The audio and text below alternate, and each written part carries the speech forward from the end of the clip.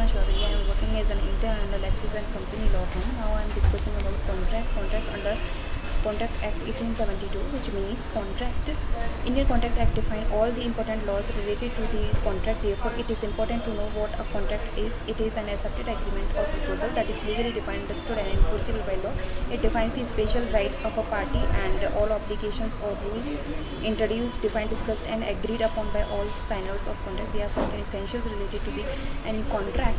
It has also involved with at least two parties. There must be a consideration.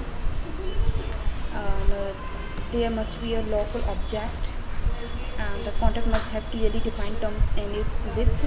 The contract might also have specific points related to any performance. The performance has to be executed by either or both parties.